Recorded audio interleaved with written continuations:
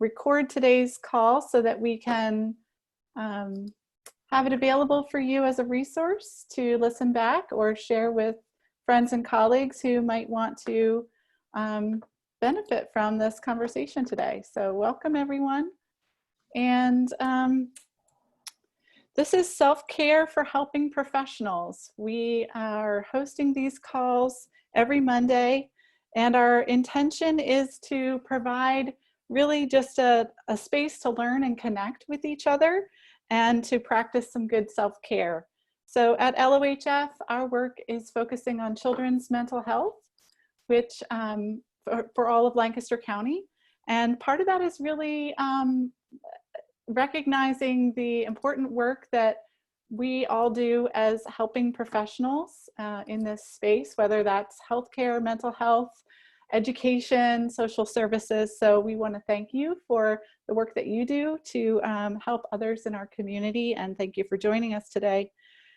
So each week we welcome a special guest to share their insights on self-care practices with us, and we just ask for your patience as we navigate this together.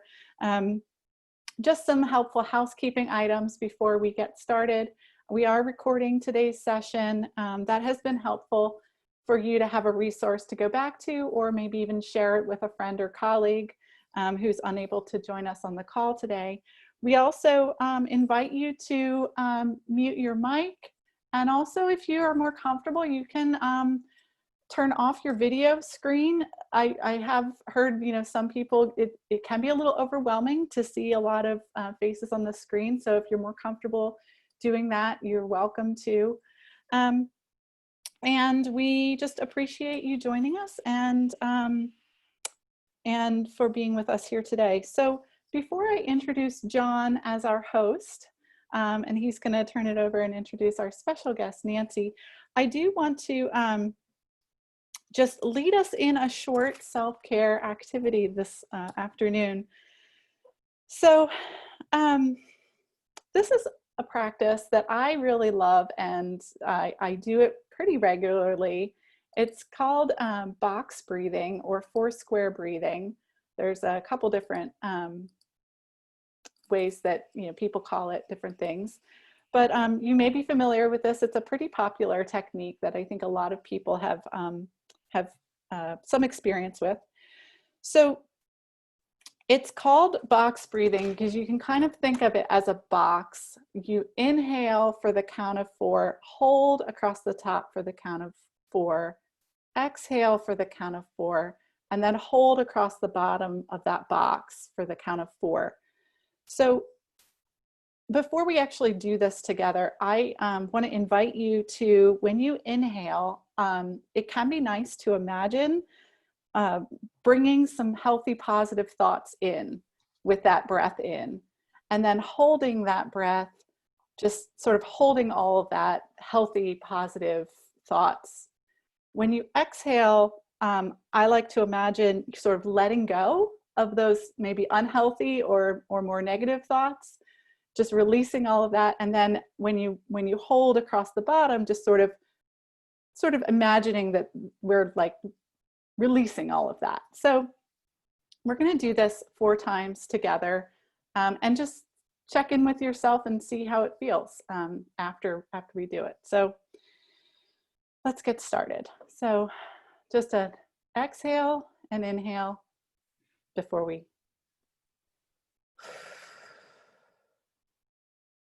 So we're going to inhale for the count of 4,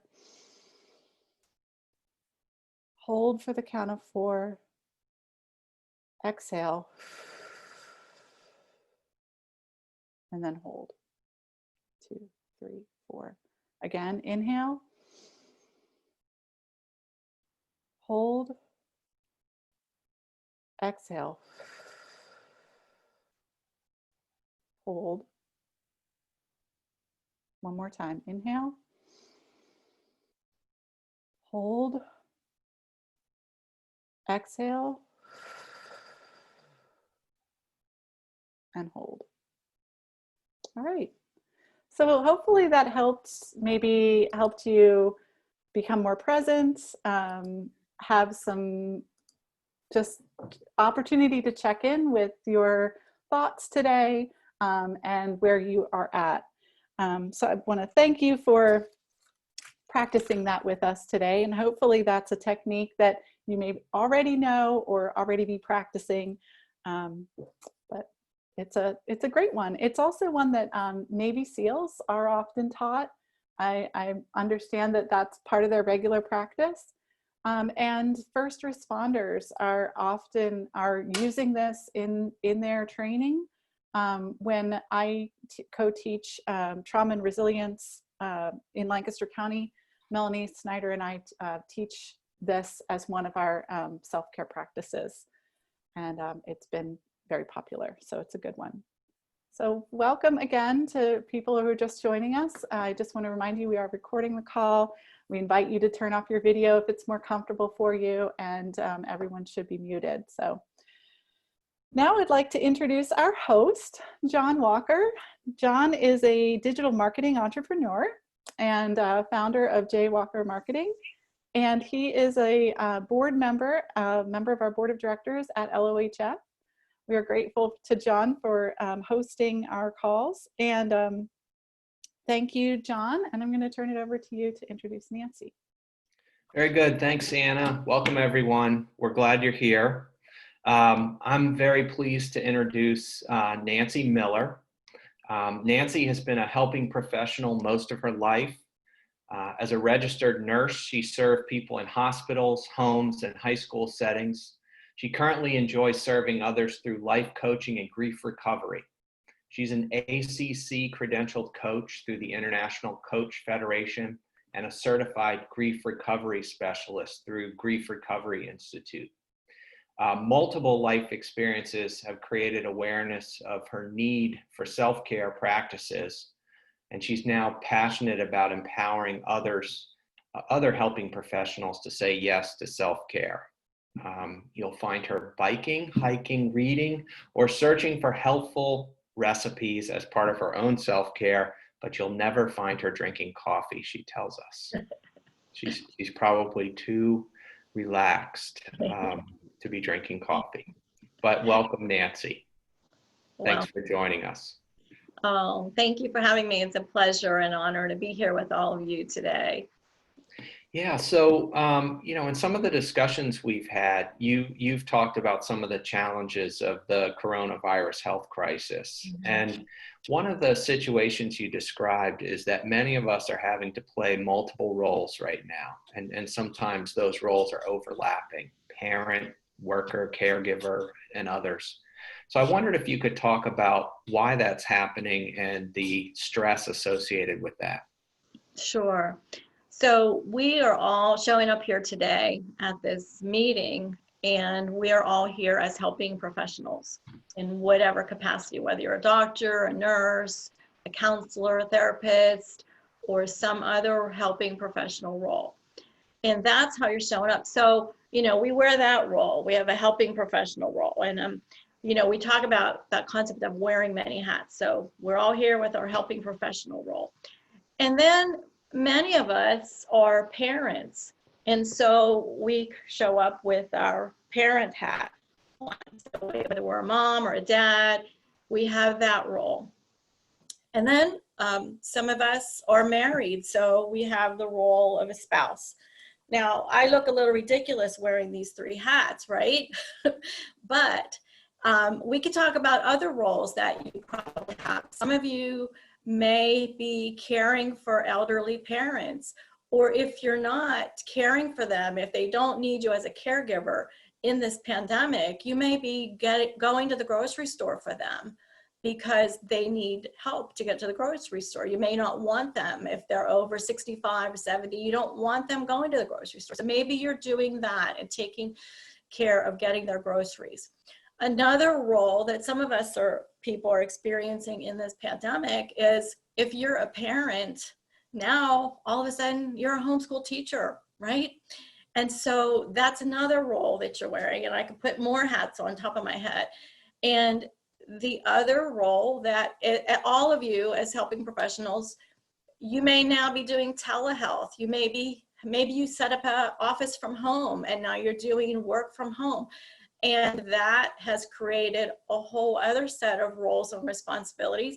You're now an IT specialist, you know, and maybe if you have a private practice, you're a business owner. So you have all these roles and all these that you're operating in, and it can be challenging, and it may feel challenging. It may be things that you love and enjoy. But think about what does that feel like to you to have all those roles, and maybe identify in the chat how many roles you have, and just give it a number. Maybe it's 5, maybe it's 3, but you have multiple roles. Even you might be a pet owner, so that's a responsibility you have. But one thing I want to encourage you, and you all probably know this, but it has stuck with me. It's something my nursing professor taught me many, many years ago, and it has stayed with me. She said, before you are a nurse, you're a human being. So we show up with our helping professional hats on, but before that, we're human beings. No hats, no roles. We're humans, and we have needs. So what are some of the things, some of the emotions or thoughts that come up for you as you think about all those roles? And maybe just in the chat, you can identify what, some of the roles, the number of roles that you might have. Thanks, Nancy. Yeah, and Nancy, you're breaking up a little bit there, but let me just restate what you said, which was spot on, and that is that many of us are having to assume many roles all at once. And Nancy has asked if you want to share some of those roles, or maybe just think about how many roles you might be assuming right now, and what type of additional challenge or anxiety that could be for you.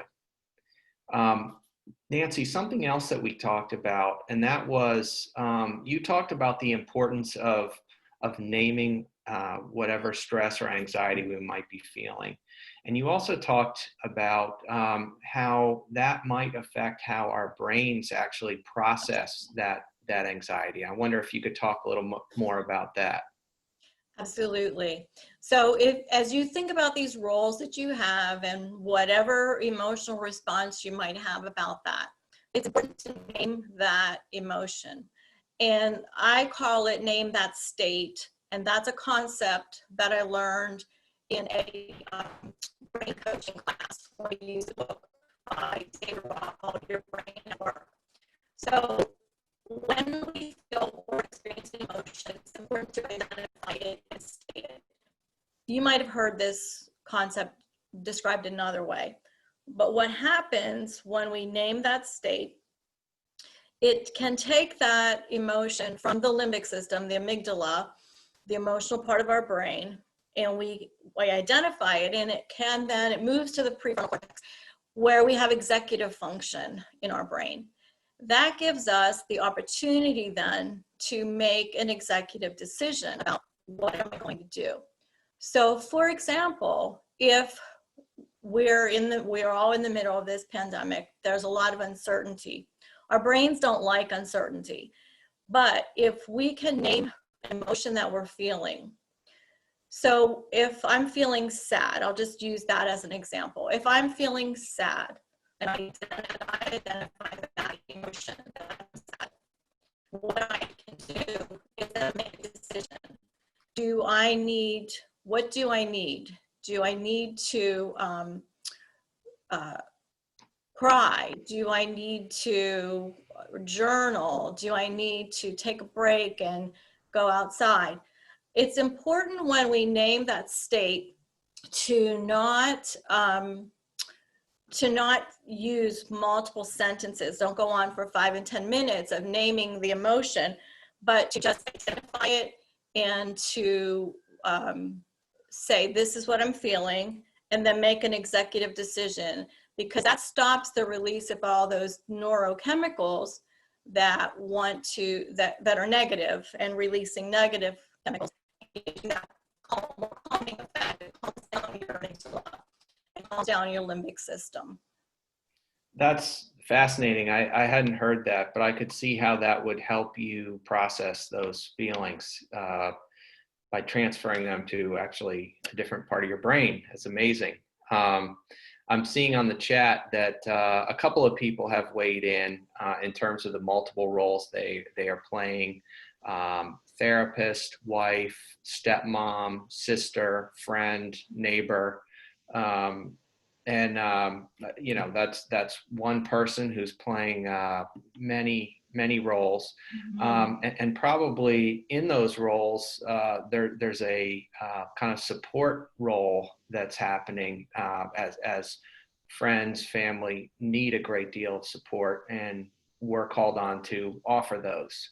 I mean, the other thing that I've observed is that some of the frameworks that we normally rely on, say as a parent, you might be used to having childcare.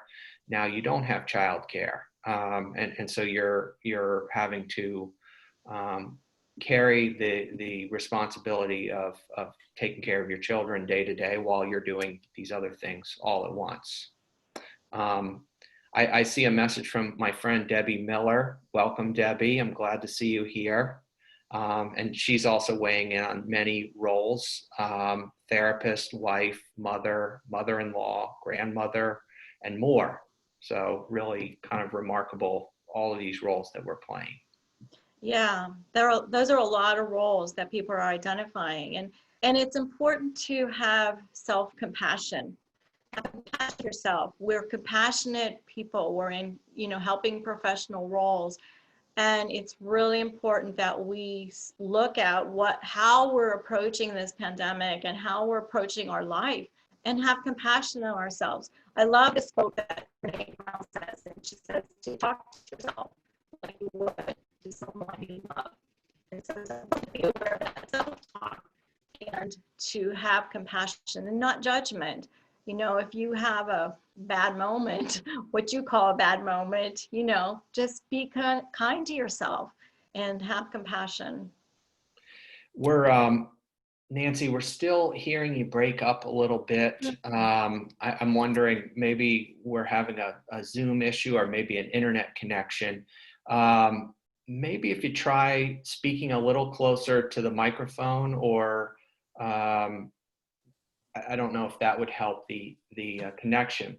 But the next thing that we want to do is doing an exercise on self-care. And Nancy, I wonder if you want to talk us through that. Right. So self-care, we know self-care is important as helping professionals. We know it's important for us. And whether we actually do practice it or not is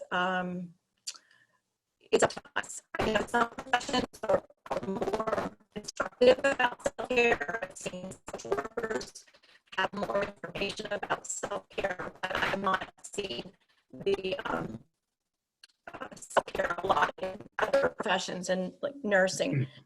So what we wanted to do was we wanted to just get an assessment of where you are with your self-care practices, just to gain awareness of where you are in your self-care practices. So we have a couple questions we're going to put in the chat, and as a poll, we're going to do a poll. So as you do the poll, I want you to think about that self-compassion for yourself, to be compassionate for yourself, and to just to create awareness. So let's go ahead and do that poll. So you should hopefully see it up on your screen. The first question is, how important is it for helping professionals to practice self-care? And there's 10 options. They kind of go from not at all important to it's most vitally important. So Anna, I don't see it on my screen. All right, here we go. Launch there poll. We go. There it is. Okay, great. Now I'm seeing it. 11 questions. I hope everyone sees that. There's a green bar at the top. Yep. Okay. So if you could just click on your answer, then we can.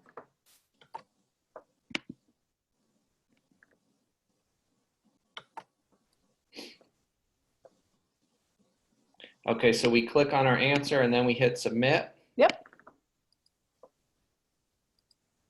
Great. I'm seeing some responses come in. Okay. I've clicked on the answer and it's not allowing me to submit. Maybe there's a lag. I'm just wondering if anyone else is Okay. seeing that. Yeah. Same here. I just need to scroll down a little to see. Oh, Is it at the bottom? Oh, you got have it. to Okay. answer both questions. I'm sorry. I put them both in the same poll. all right. Yeah, so we have to scroll down and answer the second question too. Yes. And then we can hit submit. Thank you. And the second question is, how would you rate your current self-care practice? And there's Got about it. 10 choices Okay. here as well. So I'm seeing responses come in. It looks like we mostly agree that self-care is essential or vitally important. And rating our current self-care practice is a little bit all over the place. Most people are committed to self-care or have solid self-care practices. Some are taking baby steps. Some are in need of CPR on their self-care. So when I end the poll, we should be able to see. I'm going to end the poll now, so hopefully everybody's got their answers in, and I'm going to share the results. So here's how we scored. Does everybody see the results on the screen? Great. Okay, Nancy, so go ahead. 47% are saying it's most vitally important. 33% say it's essential. Folks probably wouldn't be on this call if they were if they were answering toward the bottom of this survey. Right. Yeah. And then in the second question, how would you rate your current self-care practice? The majority said I'm committed to self-care. So good. Yeah. Congratulations. Thanks for doing that. And one of the reasons we decided to do that was to just help create awareness for you, and also to see if there's a gap between what you believe and what you actually practice. And one of the things that I want you to walk away from today, from this call, is just an awareness that wherever you are, it's okay to start. And this is not something else to add to your to-do list. We don't want you to say, add another thing on your already very long to-do list. Self-care is not that thing. But I want you to think about whether you give yourself permission to practice self-care. And that's the first step, having that self-compassion and then giving yourself permission to take baby steps if that's what you need to do. But you've all shown up here, so you are making it. You're making baby steps. You're taking steps, and some of you have already identified that it's really important to you and you're practicing it. So congratulations. Give yourself a hug. Yeah, and for those who you know are taking small steps or realize that they need to improve their own self-care, I mean, this is the time to do it. This is a time when it's urgently important to, what have we heard from other speakers, that you can't pour from an empty cup. So we want to make sure the cup has something in it. Absolutely, absolutely. Now, we had also talked about doing an exercise, the happy place exercise. Is that something that we could end with? Yes, that would be great. So, as I said, we don't want you to have a long to-do list of things that are necessary to do for self-care. So this is something you can do that just takes a minute or two. And we talked about naming that state and that emotion. So if you're in the middle of a busy work day and you're starting to feel a little stress or some negative emotion, you can think about that happy place. So what is that place for you? Is it the beach? Is it the mountains? Is it the woods? Is it playing with your pet in your backyard? What is that special place for you? And as you think about that, just think about what are you doing? Who are you with? Who are the people that you're with? What is it about that place that makes it so special? Is it the colors of nature? Is it the conversation that you're having? Is it food? Is it interaction? Is it exercise? Is it being in nature and just hearing the sound of a breeze, and think about your happy place. And it doesn't take long to do that, but it does actually calm the stress response.